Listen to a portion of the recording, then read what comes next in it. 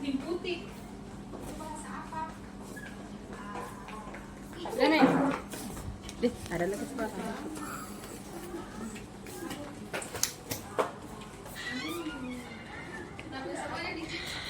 Sini Pak kameranya.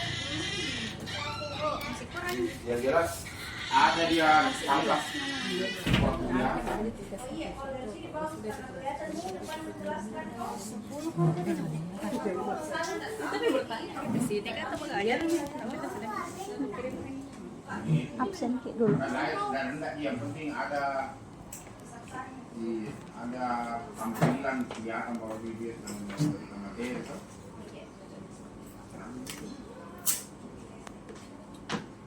masih kurang. Ya aku ngasih ngomong.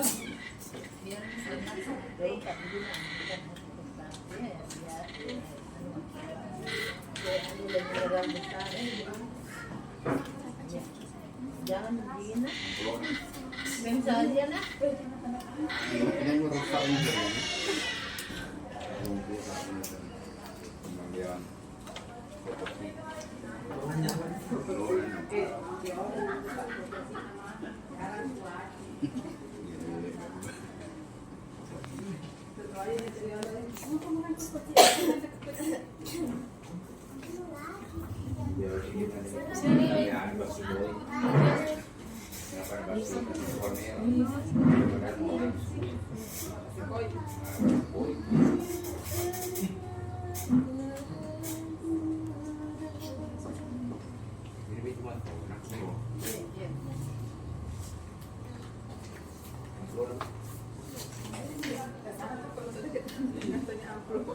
Wih, ais gelas.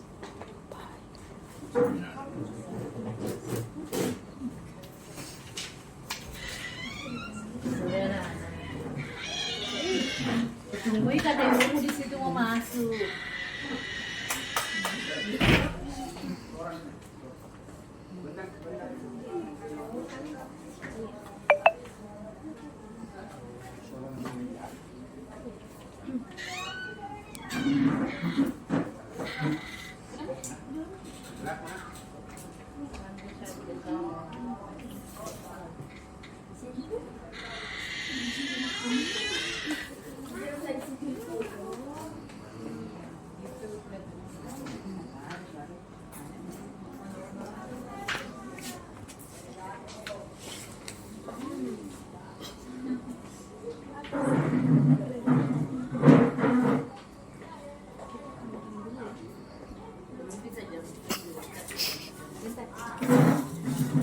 Inces juga.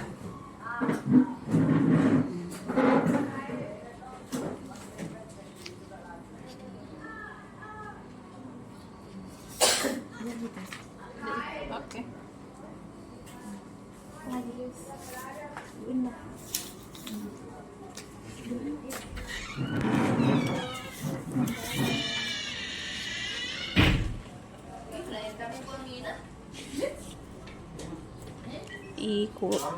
Kurang piring. Iya. Ini ada juga kemarin.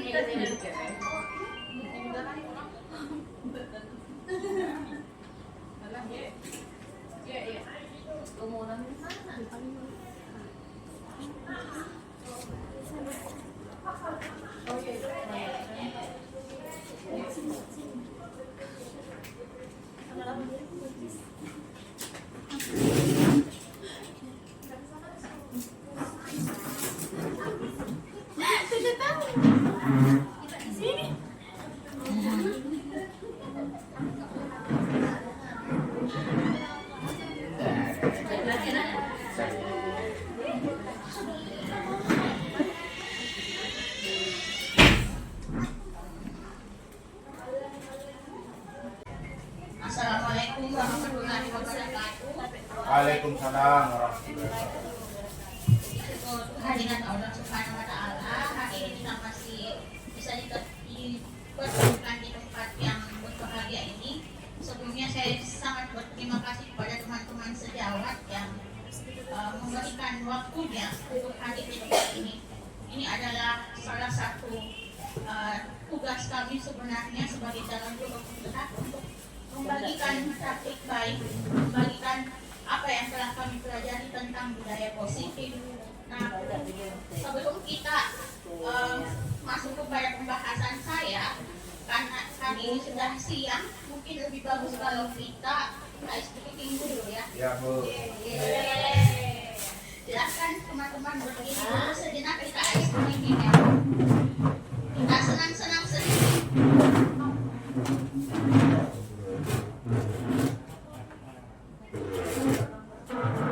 Bisa aja, ya.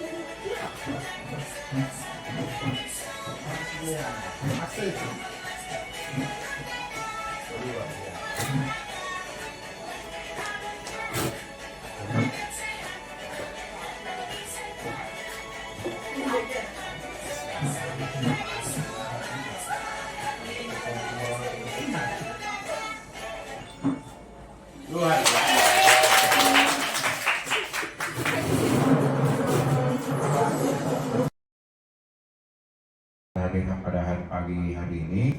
Terima kasih sudah bersedia menerima undangan kami dalam rangka menghadiri diseminasi dari modul 1.4. Jadi kegiatan kali ini adalah rangkaian dari beberapa rangkaian yang harus kami ikuti dan harus kami selesaikan pada pagi hari ini. Dan ini due date-nya agak lumayan, jadi kita harus saya dan Ibu Anita ini harus mengejar waktu untuk mengirim tugas ini. Terima kasih kembali Bapak Ibu. Baik, pada pagi hari ini izinkan saya mengawali materi ini dengan mengajak Bapak Ibu sekalian untuk menundukkan kepala sejenak seraya berdoa kepada Allah Subhanahu wa taala. Mudah-mudahan kegiatan diseminasi modul 1.4 ini bisa terlaksana dan diridhoi oleh Allah Subhanahu wa taala dengan mengawali bacaan basmalah. Bismillahirrahmanirrahim. Selesai. Makasih. Selanjutnya pemaparan mengenai diseminasi modul 1.4. Di modul 1.4 ini saya sengaja untuk menyebarkan pemahaman dan penerapan pengalaman saya selama saya mengajar di SMA 3. Yang saya angkat topiknya di sini adalah mengenai disiplin positif dan segitiga restitusi. Jadi ini yang saya ajukan kepada BG Balai Besar Guru Penggerak dan menjadi usulan ini untuk dilakukan sebagai aksi nyata saya. Nah, Bapak Ibu, terlintas di kepala kita ada istilah disiplin positif, ada budaya positif. Disiplin positif dan budaya positif ini adalah satu rangkaian yang tidak bisa dipisahkan, di mana kalau kita melihat bahwa disiplin positif itu adalah upaya pendekatan yang dilakukan oleh seorang guru untuk menumbuhkan disiplin dalam diri anak tanpa ada hukuman, hadiah, serta apresiasi. Kenapa ini ditekankan? Karena terkadang anak itu melakukan sebuah perubahan karakter karena diiming-imingi oleh hadiah atau apresiasi, atau melakukan sebuah perubahan terhadap dirinya karena dia takut mendapatkan hukuman dari gurunya. Nah, yang diinginkan dalam disiplin positif ini adalah diri anak itu mengalir secara alami apa yang menjadi keyakinan dalam dirinya untuk mau berubah. Tidak ada paksaan, tidak ada hukuman, dan tidak ada apresiasi yang diberikan kepada sekolah. Kalaupun nantinya ada, tetapi apresiasi itu memang betul-betul sudah artinya siswa tersebut sudah mengalami perubahan karakter, barulah diberikan sebuah apresiasi, reward ataukah hadiah. Sedangkan hukuman itu sifatnya tidak dibenarkan dalam sekolah kita. Apapun namanya sekolah tidak dibenarkan, kecuali hukuman itu bisa muncul kalau insiden. Kenapa? Karena hukuman itu sifatnya tidak pernah ada kesepakatan antara siswa dengan gurunya. Hukuman itu akan muncul kalau seperti itulah kondisinya. Nah, disiplin positif ini saya lanjut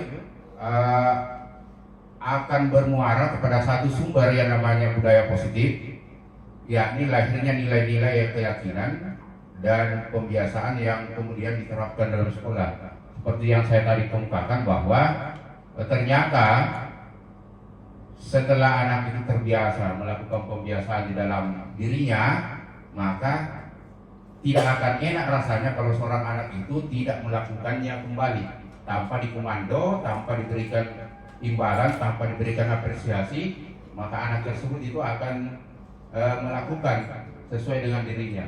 Seperti halnya kita di rumah ya, walaupun saya laki-laki, kalau merasa kasar kaki saya di lantai, bisa ambil sapu. Tidak enak rasanya kalau saya berjalan tidak membersihkan lantai dulu. Kenapa? Karena orang tua sudah memberikan pembiasaan, dan ketika orang tua sudah tidak ada, maka inilah yang kemudian menjadi sebuah bentuk pembiasaan dalam diri saya. Baik, saya kira ini jelas. Kemudian konsep inti budaya positif ini ada perubahan paradigma positif, disiplin positif, ada nilai-nilai kebajikan, ada kebutuhan dasar manusia, ada motivasi atau perilaku manusia, ada posisi kontrol guru, ada keyakinan kelas, dan ada segitiga restitusi. Dalam hal ini, disiplin positif yang saya lakukan di sini, saya bermuara kepada dua. Ada namanya disiplin positif dan ada namanya segitiga restitusi.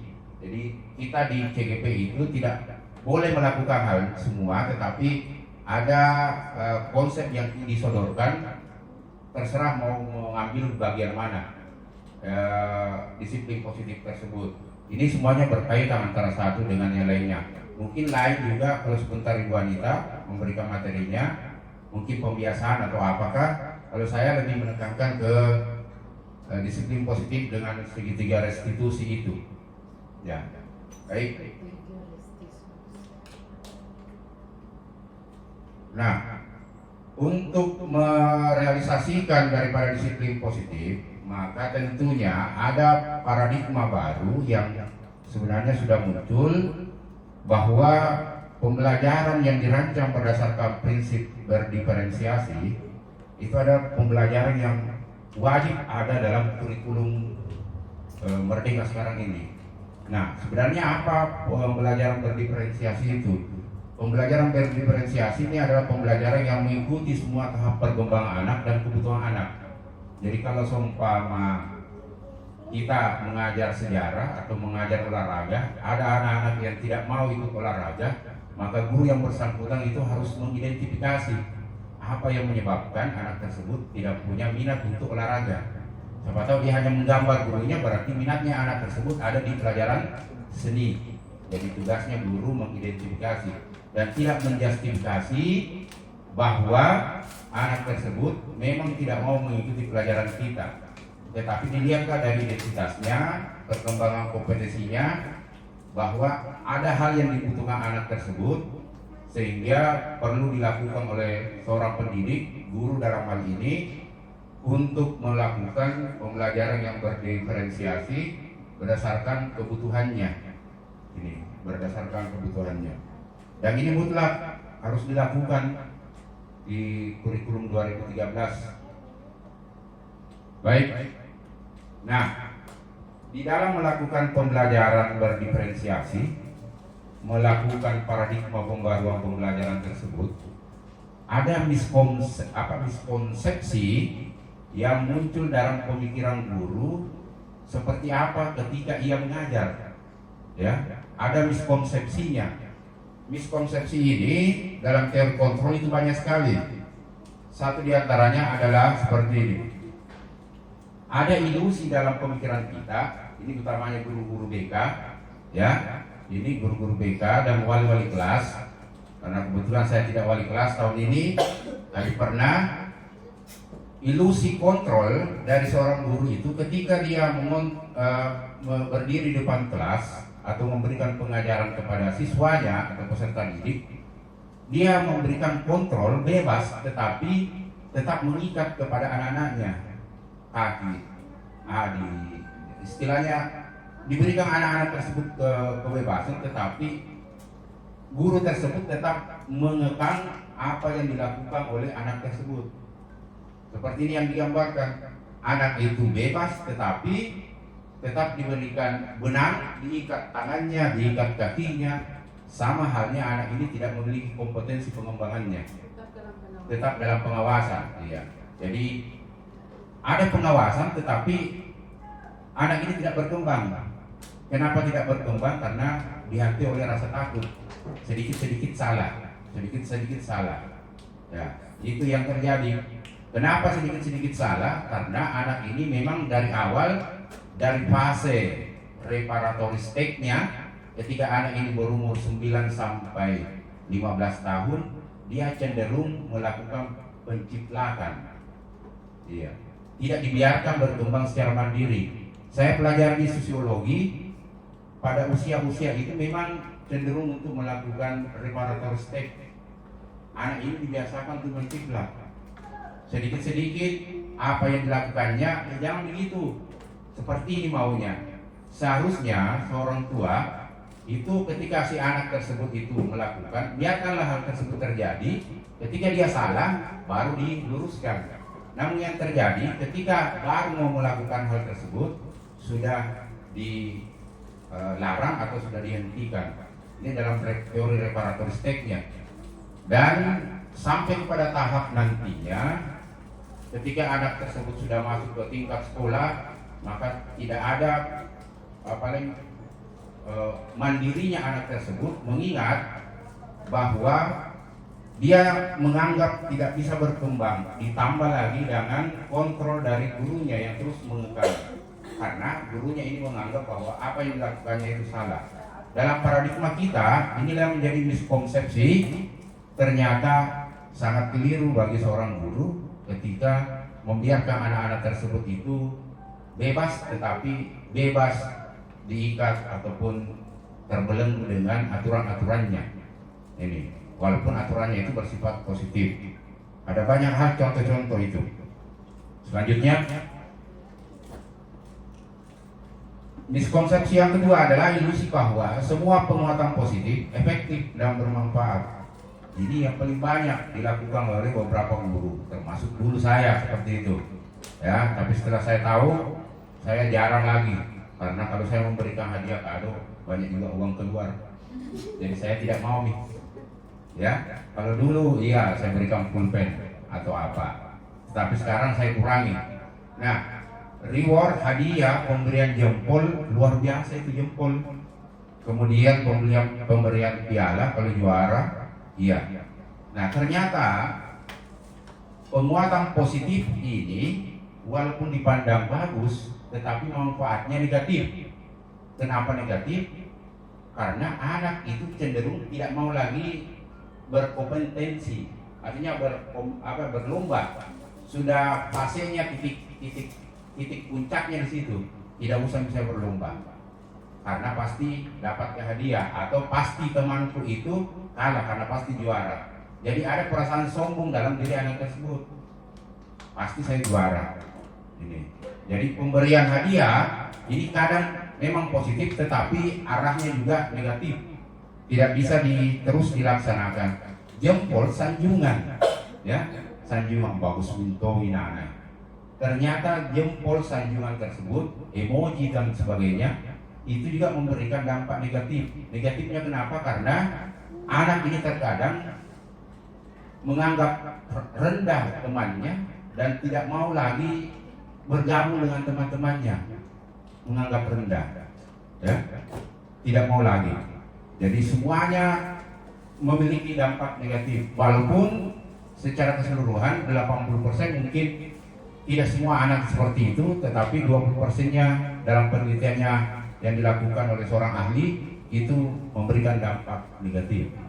Jadi tidak seperti yang kita bayangkan bahwa selalu positif. Ternyata pemberian penguatan positif itu efeknya adalah atau manfaatnya adalah bisa juga negatif.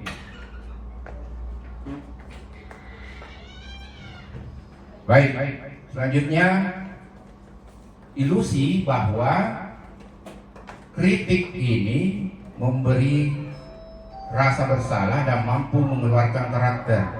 Jadi hati-hati memberikan kritik terhadap siswa. Saya terus terang di awal-awal mengajar ini, ketika saya mengkritik, saya dihadang anak-anak di luar, atau mau dipukul itu ya, itu kasusnya. Ternyata ini kritik walaupun kita bersifat positif menurut kita, tetapi penerimaan anak-anak itu negatif.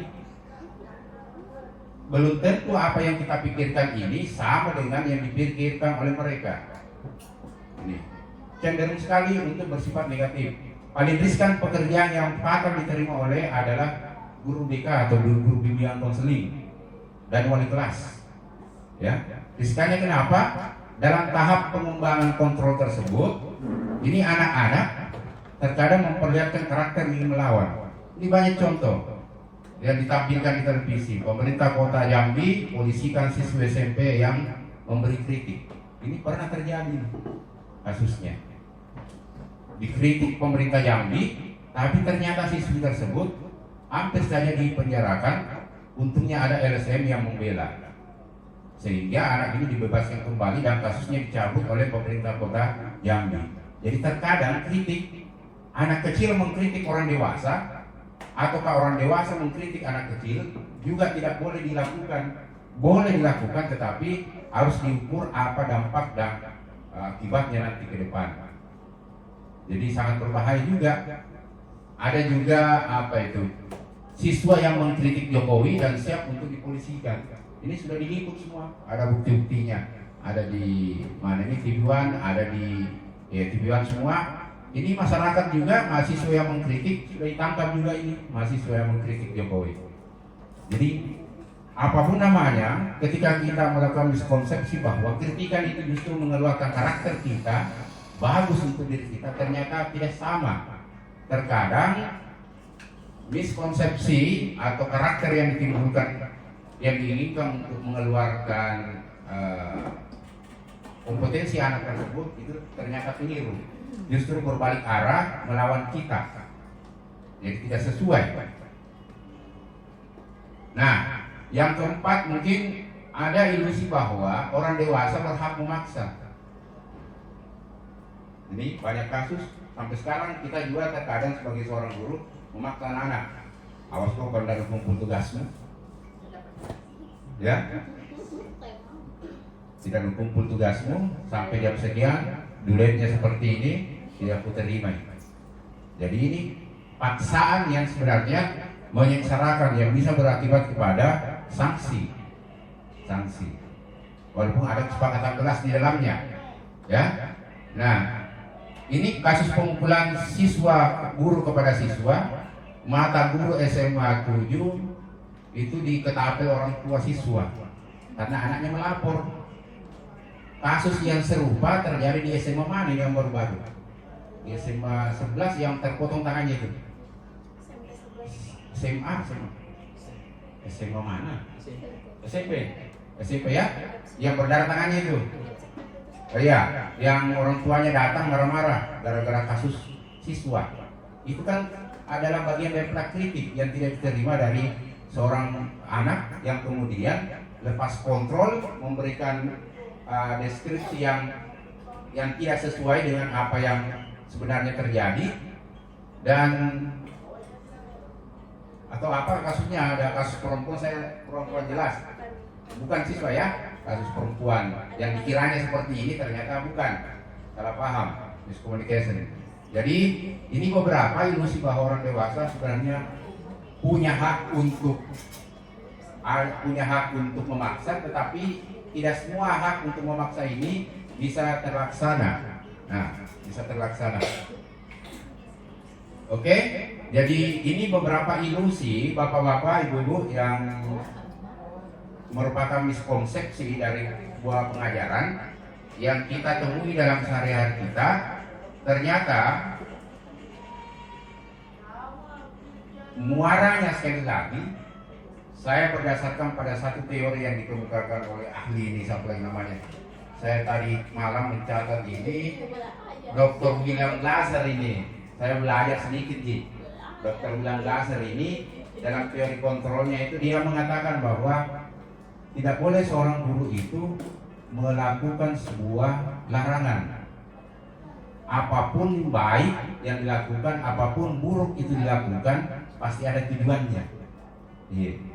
Guru itu tidak bisa mengetahui apa yang ada di dalam hatinya peserta didik. Guru juga tidak bisa mengetahui apa sebenarnya yang ada dalam pikiran peserta didik.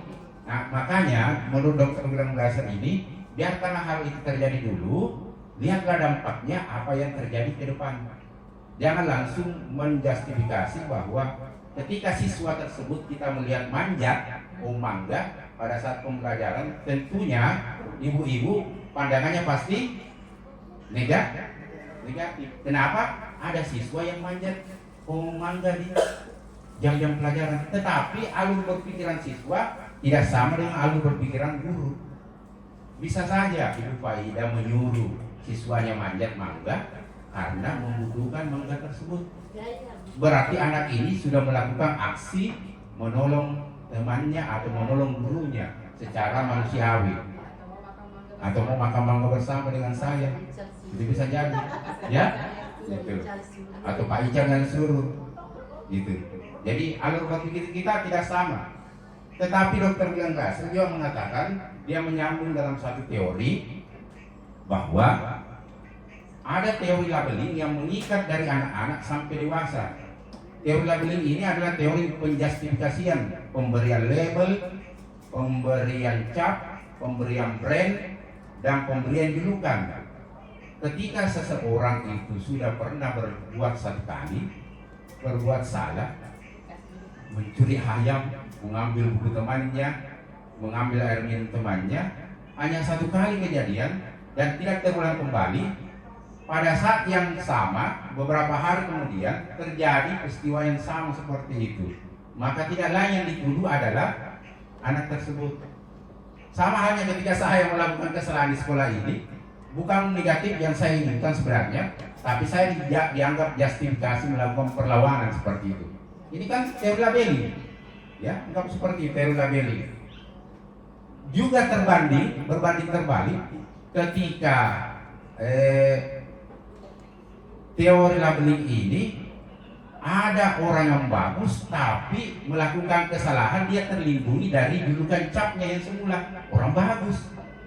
Berkali-kali ia melakukan kesalahan, tetap tidak kelihatan kesalahannya karena sudah dicap sebagai orang bagus. Iya, kita golongan marginal tuh, orang terpinggirkan, ya, curhat dong, Mak. Jadi ini, maaf ini ada tamu lain. Jadi teori labeling, saya tertarik sekali dengan teori itu. Iya. Kenapa? Karena begitu kita mau melakukan hal yang baik, Bu, tapi pernah melakukan yang salah, sudah nyancur mah, sudah keliru nih. Tapi justru dalam suatu komunitas bagus awalnya, tapi kemudian dalam prosesnya itu jelek, tetap terlindungi komunitas tersebut. Ini saya kira ibu bisa pahami sekalian. Iya, betul Bu, betul. Jadi kadang anak merubah sikapnya, sudah jelek, tapi kemudian bagus, muncul teori kira mintong, kau mintong, iya musik, ya. Saya SMA diberikan julukan brand mulai dari kelas 10 sampai kelas 12. Kenapa? Karena seperti itu pandangan guru saya, tidak berani melakukan hal-hal yang artinya bisa melakukan sebuah kritik terhadap saya karena mereka takut. Sehingga ketika mereka ini mendapati sebuah kesalahan, mereka menuduh saya. Justifikasinya berat kepada saya. Ada brandnya. Bahkan terakhir tidak ada anak-anak SMA yang berani membuka amplop kelulusan kecuali saya. Kalau saya tidak lulus, maka semua anak-anak SMA tidak lulus di SMA 4. Itu justifikasinya sampai terbawa ini. Ya, kelihatan sekali. Kenapa bisa terjadi? Karena orang melihat saya seperti itu, alur berpikiran saya tidak. Guru saya melihat alur berpikir saya seperti itu, saya tidak. Tapi mau di apa? Karena kedudukan antara guru dengan murid itu berbeda. Terus sekali. Tidak ada. Kita mau merubahnya, tetapi istilahnya kasta kita berbeda. Kastanya yang bermain di sini. Nah, saya kira ini jelas Bapak Ibu bahwa 4 ilusi yang merupakan miskonsepsi daripada seorang guru mengekang, kemudian memaksa, memberikan kritik dan apalagi tadi itu ya yang sudah lewat, saya lupa, itu merupakan bagian-bagian yang harus kita terima, tapi kita perbaiki step by stepnya, sedikit demi sedikit prosesnya. Kenapa? Karena kita harus hati-hati. Kadang yang kita anggap positif terbawa kepada anak membuat celaka diri kita. Kita mau hidup, kita mau dapat uang, kita mau dapat makan, tetapi anak-anak tidak melihat hal tersebut, nekat. Apapun yang dilakukan itu menurutnya adalah jalan pintas yang terbaik. Ini, ya. Baik. Nah, sayang sekali ini kurang bagus kelihatan ini, ya. Saya hanya membacakan bahwa ada stimulus di dalam otak kita bahwa realitas atau kebutuhan kita menurut pandangan kita itu sama, ya. Jadi realitas atau pandangan kita sama. Ini mungkin PR-nya bisa saya berikan sebentar ini. Kita sebagai guru, stimulus respon kita melihatnya sama semua. Tetapi ingat, dalam teori kontrol, ketika keluar dari stimulus pikiran kita, tidak sama lagi pemikiran kita. Ada realitas kebutuhan kita berbeda. Kita sama-sama pergi ke sekolah, tetapi stimulus respon kita ada yang tinggal sampai sore karena mengerjakan tugasnya, karena dia memiliki jabatan. Ada yang stimulus respon kita setelah mengajar selesai, mari kita pulang, karena tugas mengajarnya hanya itu. Jadi berbeda-beda. Kita tidak bisa memaksakan bahwa kenapa teman ini tinggal, kenapa teman ini cepat pulangnya, karena persepsinya kita yang mempengaruhi. Tidak bisa dipaksakan. Semua orang melihat hal yang sama. Setiap orang memiliki gambaran yang berbeda. Ini gambaran yang berbeda. Ada persepsi yang sama, ada gambaran yang berbeda. Persepsi yang sama bahwa gajah adalah binatang yang berbelalai panjang. Tetapi lihatlah orang buta. Orang buta melihat gambaran gajah itu tidak seperti itu. Gajah itu adalah binatang yang tinggi, besar. Kenapa? Pada saat dia meraba, yang dia pegang itu adalah kakinya. Itulah gajah. Persepsinya beda sekali. Ya. Kemudian perilaku buruk dilihat sebagai suatu kesalahan. Ya jangan dulu. Anak-anak manjat tadi belum tentu buruk. Ya, bisa saja menolong orang tuanya mau nolong temannya atau menolong gurunya yang saat itu memang membutuhkan buah-buahan tersebut untuk diambilkan. Jadi tidak ada keinginan untuk melakukan kesalahan tersebut. Ini. Perilaku Bu, orang lain bisa mengontrol saya, kalian bisa mengontrol saya, ya. Tapi hanya Anda yang bisa mengontrol diri Anda. Saya sendiri yang bisa mengontrol saya. Maukah saya nakal sebentar, maukah saya bagaimana sebentar, itu hak saya. Orang lain melihatnya seperti itu, tetapi yang saya lakoni, yang saya jalani berbeda dengan apa yang ibu-ibu atau bapak-bapak gambarkan seperti tadi. Dan terakhir,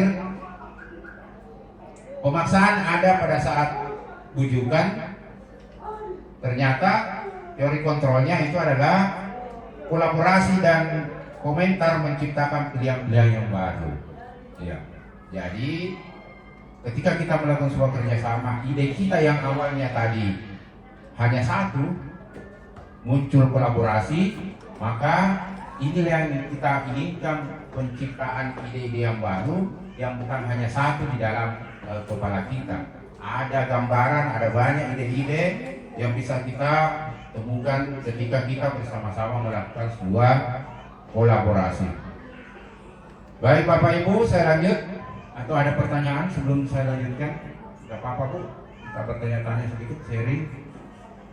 Masih banyak waktunya ini, sampai subuh kayaknya ini.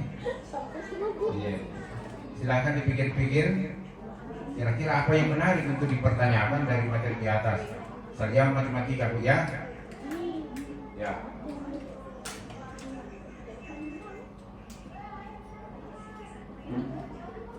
Baik Bu, ada yang mau dipertanyakan sebelum kita lanjut sama-sama melihat disiplin positif itu adalah unsur utama dalam membangun budaya positif.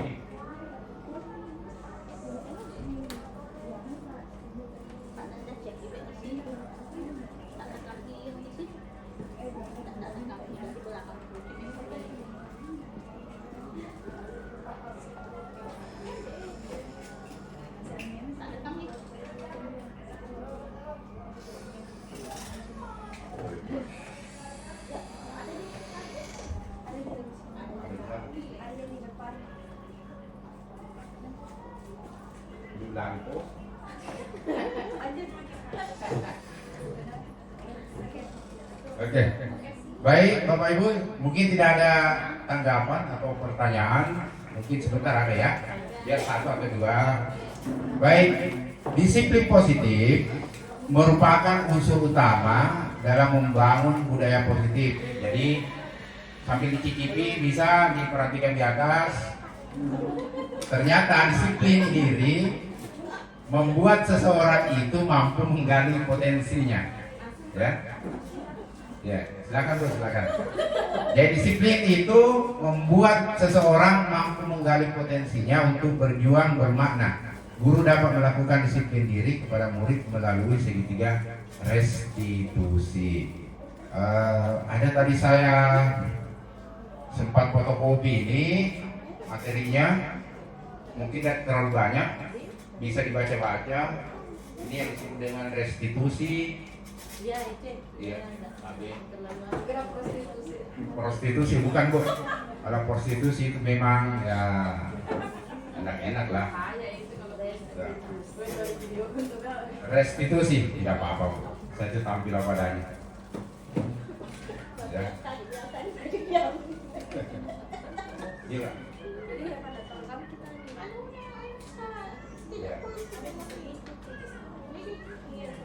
Ya, restitusi pada dasarnya itu adalah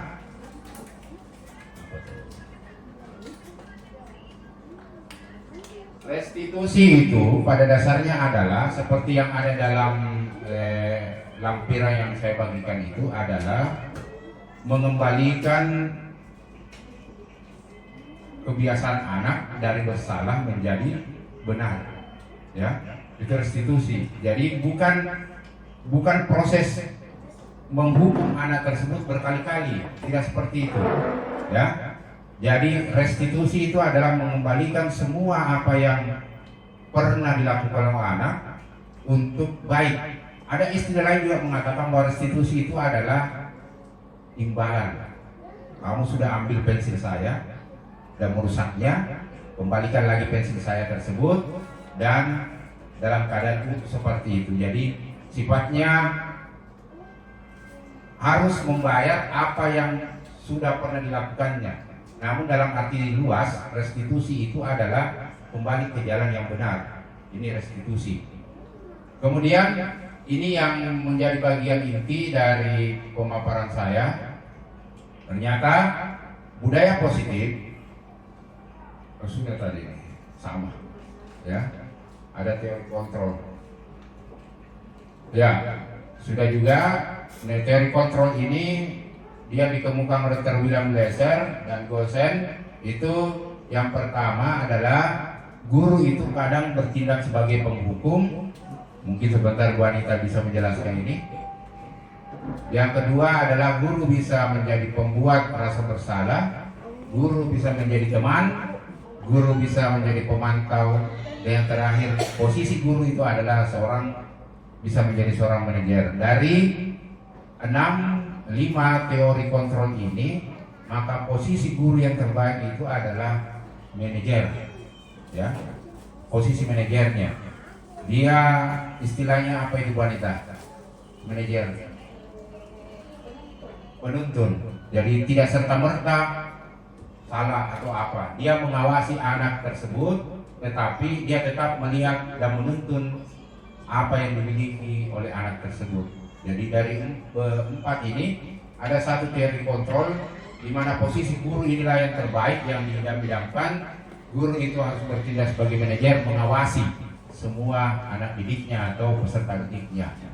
Nah, posisi kontrol yang digunakan dalam budaya positif disiplin ini adalah memberikan kebebasan kepada murid untuk menemukan jati diri mereka sendiri. Mereka yang harus mencarinya, bukan kita. Mau skillnya bola, mau skillnya PMR, mau skillnya paskibra, kita tidak menyuruh untuk masuk ke sana bagus gitu. Tetapi lihatlah apa yang mereka inginkan. Walaupun tinggi besar, namun tidak mampu untuk bertahan di panas matahari, maka tidak cocok untuk masuk ke dalam paskibra dan sebagainya. Jadi biarkanlah dia menggali potensinya. Sama halnya ketika seorang anak pintar menggambar-gambar, orang tuanya disuruh masuk seni, ternyata potensinya bukan di situ. Ya, dia hanya menuangkan hobinya saja, tapi sebenarnya potensi yang dimiliki bukan seorang seni. Dia hanya memiliki hobi, jadi di gambarannya. Teori motivasi, hukuman dan penghargaan. Tindakan terhadap suatu pelanggaran pada umumnya berbentuk hukuman atau konsekuensi. Begitupun bagi siswa yang berprestasi terkadang diberikan penghargaan dan dijadikan motivasi bagi murid lain agar bisa mendapatkan prestasi baik. Namun ketiga hal ini menurut Dr. William bukan solusi yang tepat untuk diberikan kepada murid. Kenapa? Karena menyelesaikan sebuah masalah yang dihadapi oleh murid perlu diadakan restitusi. Ibu-ibu, sekali lagi restitusi itu tadi apa? Restitusi, mengembalikan ke dari yang salah ke yang benar. Sekarang saya memberikan pertanyaan, mudah-mudahan kita bisa share. Ketika kita melakukan restitusi, kasusnya kecil maupun sedang ataupun besar, di mana kita harus melakukan proses tersebut.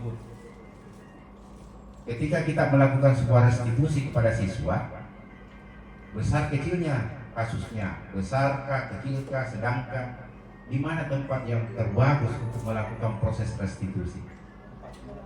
Ya, 4 mata. Secara 4 mata antara guru dengan anak siswa tersebut. Yang saya tanyakan ibu-ibu, tempatnya di mana? Bisa di ruang BK, bisa di ruang guru, Kalau orang Kalau dulu masalah terlalu tempat banyak sih pandai. Ya. masalah aja kalau saya menurut saya. Kalau masalah tempat tidak masalah. Iya, tapi Oke. bagaimana cara kita Menyampaikan. menyampaikan. Oh ya. Jadi tempat tidak masalah buat Pak Nanda. Persoalannya adalah proses menyampaikan, mengembalikan kembali semangatnya anak tersebut mau tidak berubah. Ada tanggapan lain? Tempat tidak masalah, kalau berbeda bermasalah tidak? Ya. Saya Pak pribadi tempat itu paling penting karena kalau misalkan suasananya itu tempatnya itu kayak diikuti anak-anak itu juga kalau misalkan ada yang disampaikan dengan yang perhatian. Iya. Dalam teori kontrol yang dikemukakan di atas, Ini juga terkadang Ya. misalnya banyak orang lainnya yang menyaksikan di situ Ah. dulunya. ikut main drama. Ada rasa, namanya psikologi ya, Iya. pasti ada rasa malu dengan Iya. teman. Oh iya. Kalau langsung ditegur. Ya, semuanya benar Bapak Ibu bahwa ketika kita melakukan restitusi tersebut cocok dan bisa dilakukan, tapi yang terpenting dalam teori tersebut, hal yang paling utama untuk diperhatikan adalah lihatlah tempatnya dulu. Tempat mempengaruhi anak tersebut untuk membuka dirinya. Iya. Anak itu kadang sudah dipancing, kepala tangannya sudah ditembuskan nafas, mau membuka, tapi ketika dia lihat tempatnya tidak mendukung, dia tidak mau terbuka atau membuka diri. Ini namanya restitusinya sudah benar, tetapi prosesnya salah. Sehingga kasus yang kita tangkap tadinya mau diselesaikan, zero hasilnya, nol. Ya, tidak bisa kita memperoleh hasil. Restitusi juga harus dipertimbangkan mondar mandirnya teman sejawat atau rekan-rekan kita di dalam satu ruangan tersebut. Jangan pernah melakukan sebuah proses restitusi kalau ada orang lain yang kemungkinan besar mau juga ikut main drama dalam proses restitusi tersebut. Iya. Yang paling riskan di ruang guru, ikan minto dong. Biar bukan urusan. Ya. Jadi apa yang diinginkan oleh guru BK untuk menyelesaikan masalah tersebut, tidak ada sama sekali. Apalagi kalau guru-guru senior masuk, oh sudah tidak ada. Habis kok, menyala bangku. Sudah. Tidak ya. Jadi tempat tadi perlu, kemudian lihat situasinya. Ada orang tidak mondar mandir karena tidak bisa dilakukan proses restitusi. Dan yang ketiga seperti yang dikemukakan oleh Pak Nanda, bahwa proses restitusi juga akan bisa berjalan di tempat apapun kalau memang kita hanya berdua dan anak itu memang sudah memiliki keyakinan untuk mau berubah.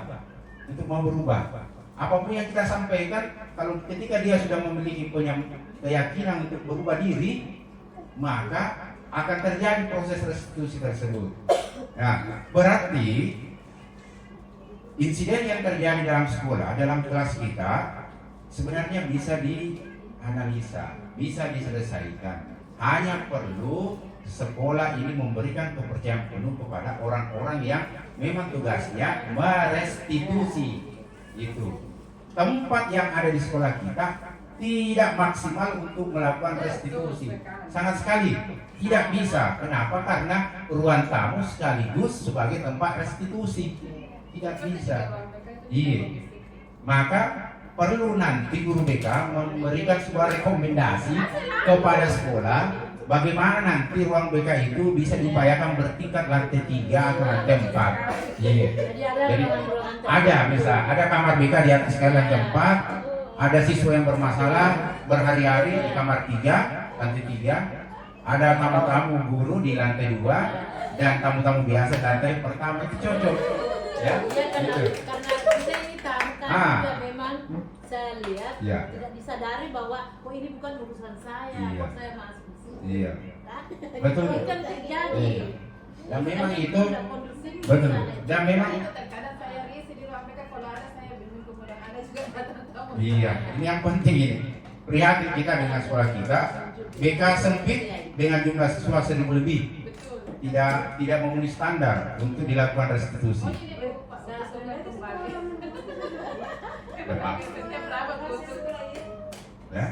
Ya, sekali lagi tidak bisa. Mau ke taman juga tidak bisa, mau ke musala juga tidak bisa. Sama sekali tidak memberikan sebuah solusi untuk menyelesaikan kasus restitusi. Nah, sekarang sudah jelas ya bahwa restitusi sebenarnya adalah mengembalikan kembali apa yang diinginkan oleh anak sesuai dengan filosofi pelajar Pancasila dan apa yang dicita-citakan oleh Ki Hajar Dewantara. Dengan 3 hal tersebut, saya lupa bahasa anunya itu, Ingarso apa itu, Ingarso Suntolodo Imadia Mangkarso Tukuri Handayani. Ketika di depan berikan teladan, ketika berada di tengah berikan dukungan, ketika berada di belakang support supaya tetap maju.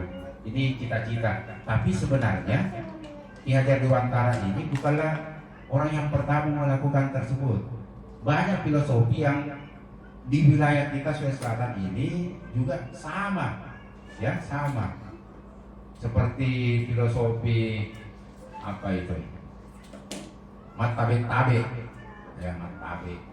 Itu kan filosofi pendidikan, dan ternyata Jepang melakukan hal tersebut. Bukan pelajaran yang dikedepankan di Jepang, tetapi adab dan adab. Siswa ketika mereka mau naik ke bus, tidak mungkin akan naik ke bus kalau masih ada gurunya yang berjalan di depannya, atau kalau lebih dahulu naik ke bus. Tapi ada juga Iya. yang biasanya sebelah sini. Nah, kalau kita ya biasanya nasi politik poin terbalik ini. Ada tergantung juga. Ya tergantung dari yang tanya besar ya. Iya. Jadi teori restitusinya seperti itulah, sedemikian itulah. Kemudian kebutuhan dasar manusia. Ya, selamat. Apa namanya restitusi. Restitusi. Siapa saja yang bisa melakukan itu? Apakah hanya guru BK atau wali kelas? Baik, pertanyaan bagus. Siapa saja yang bisa melakukan proses restitusi? Bagus sekali. Umumnya yang melakukannya dan kita melihatnya adalah guru BK, guru bimbingan konseling. Tapi semua guru, bukan hanya wali kelas atau BK, guru-guru yang tidak punya jabatan juga berhak untuk melakukan restitusi. Ya, tidak punya jabatan atau yang biasa, tidak punya, artinya tidak punya disibukkan oleh hal-hal yang mengikat mereka. Ya, siapapun. Ya, ternyata restitusi ini boleh dilakukan siapapun. Ketika kita melihat anak-anak mengeluarkan bajunya, panggil baik-baik. Saya kira ada tata tertib yang berlaku. Ya, itu proses restitusinya. Tapi tetap memperhatikan lingkungannya umat. Iya, tapi kalau restitusinya kecil seperti itu, tentunya tidak mutlak harus di tempat yang steril. Tidak mutlak. Kadang kita bertemu dengan siswa di luar, boleh melakukan restitusi secara langsung. Ya, ada siswa yang bibirnya merah sekali karena pakai lipstick Implora atau apa kan. Ya. Kita tegur itu merek apa, masih mau dipakai tidak? Itu tidak sesuai ya, Pak Wanda. Ya, parfumnya luar biasa. Itu kan perlu direstitusi. Kenapa memakai seperti ini? Kenapa penampilanmu terlalu menor, melebihi gurumu? Sedangkan gurunya tidak seperti ini, kamu menor sekali. Ini kan proses restitusi yang dilakukan. Dia jual seberapa berat? Ya, jadi besar kecilnya kasus bisa direstitusi, tetapi pertimbangan tadi tempatnya yang steril, lalu lalangnya teman kita, dan nyamannya anak dengan guru tersebut melakukan proses restitusi. Barulah tercipta proses yang kita inginkan. Jam 11 berapa jam? Jadi ini kayak Baik, saya lanjut. Restitusi ini adalah proses menciptakan kondisi bagi murid untuk memperbaiki kesalahan mereka, seperti yang saya kemukakan tadi, sehingga mereka bisa kembali pada kelompok mereka dengan karakter yang lebih kuat. Ya. Ada juga kita sudah melakukan proses restitusi, namun kelompok anak tidak bisa menerima. Kira-kira mau diapakan itu? Kita sudah melakukan restitusi, tetapi anak yang sudah dilakukan restitusi tersebut tidak mau diterima kembali oleh kelompoknya. Kira-kira kita lakukan apa ini proses restitusinya? Mungkin kita mencari tahu dulu penyebabnya, kenapa dia sampai tidak bisa. Kenapa tidak diterima oleh kelompok tersebut? Iya, identifikasi dulu permasalahan kenapa anak tersebut sudah kita restitusi, namun tidak diterima oleh kelompoknya. Jadi kita identifikasi.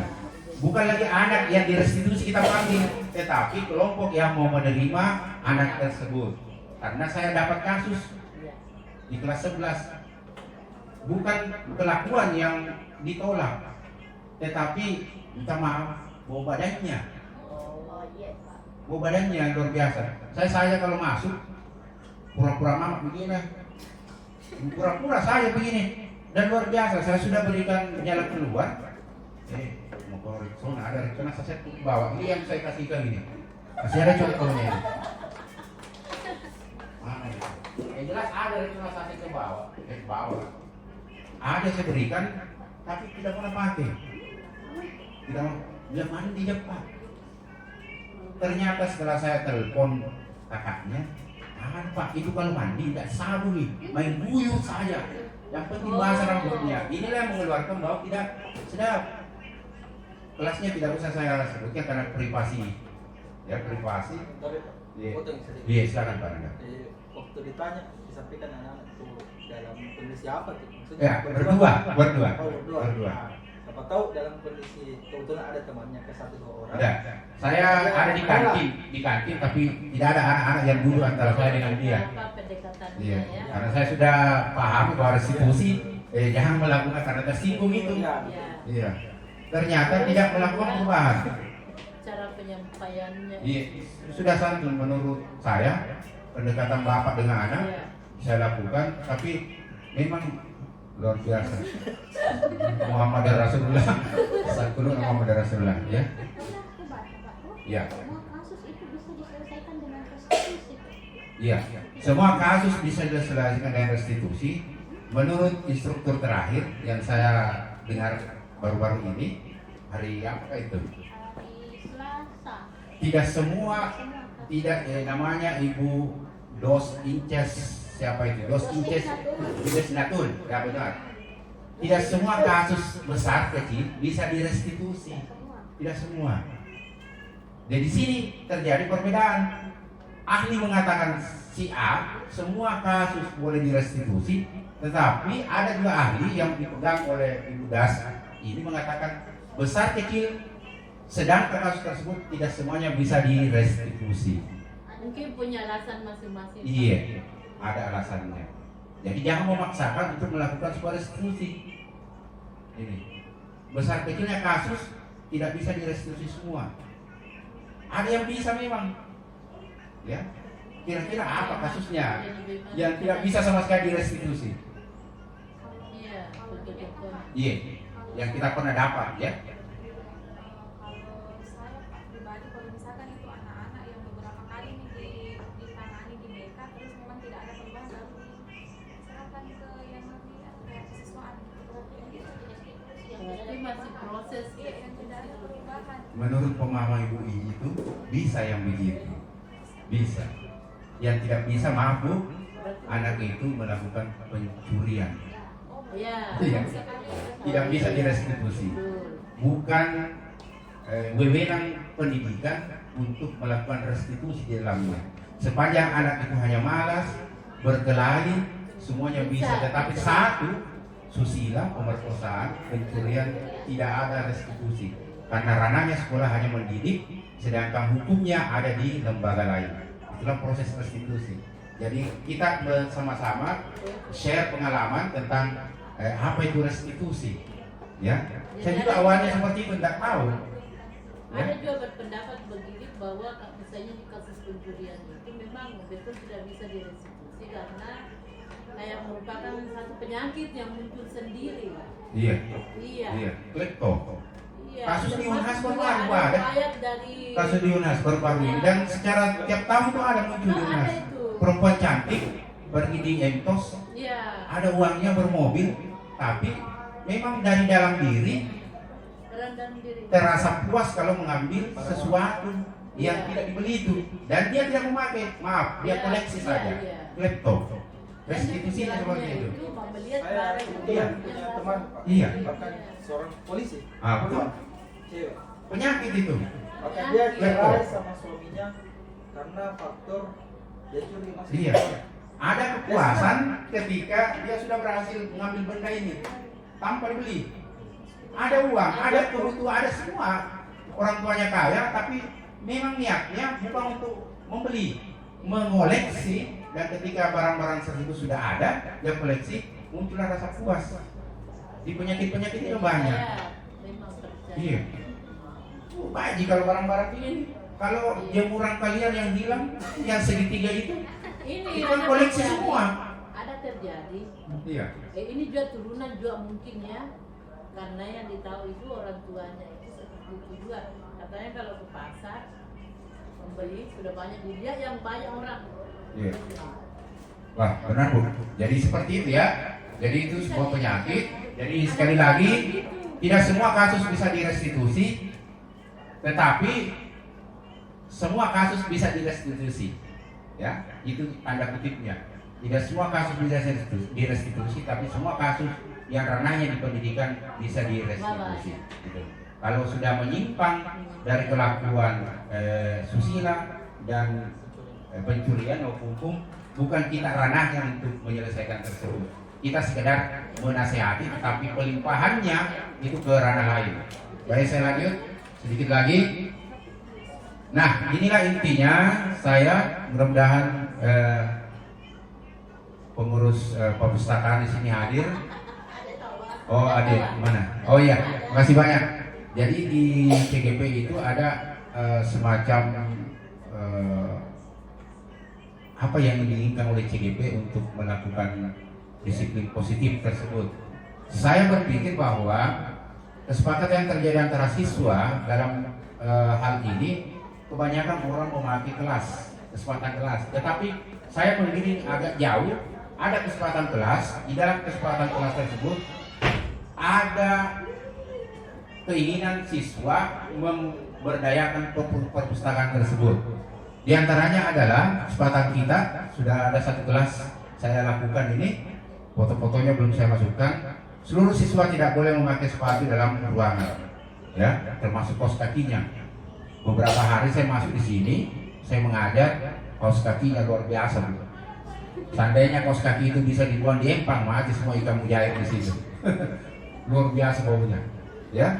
Yang kedua, mengembalikan buku-buku yang telah dibaca pada tempatnya. Pihak perpustakaan menyediakan bahan literasi yang terupdate.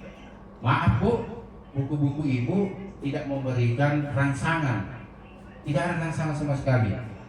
Bila dari letaknya saja sudah tidak mau. Apalagi buku-bukunya buku-buku all. Ya. Tidak memberikan majalah-majalah, tidak memasukkan tulisan-tulisan artikel. Sebenarnya fase berpikir siswa sekarang adalah fase yang mau mengupdate dirinya. Jadi mau yang bagus-bagus, majalah-majalah. Biar majalah-majalah busana kasih masuk dulu. Kalau ada majalah busana di rumah yang terpakai, bawa ke perpustakaan.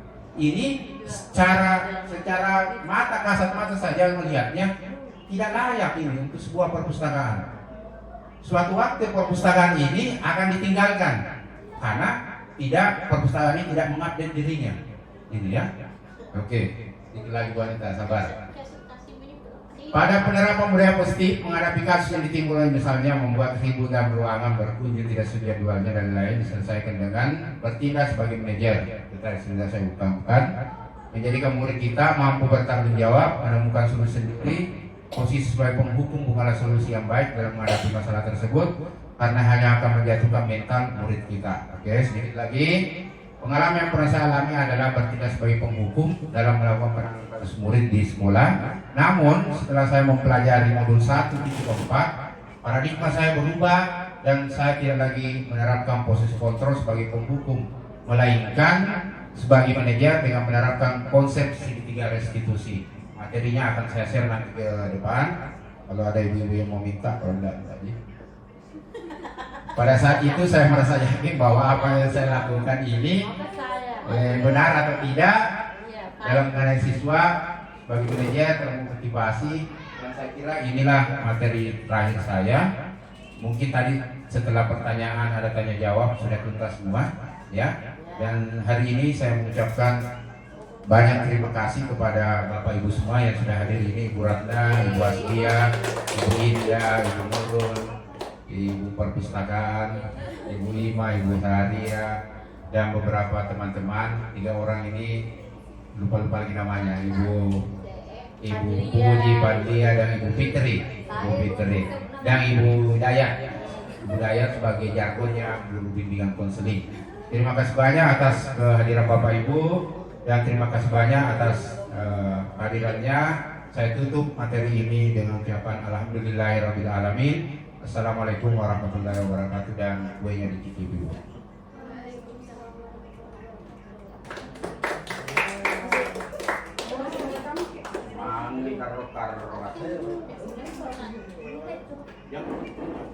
Tidak bisa punya aku ini.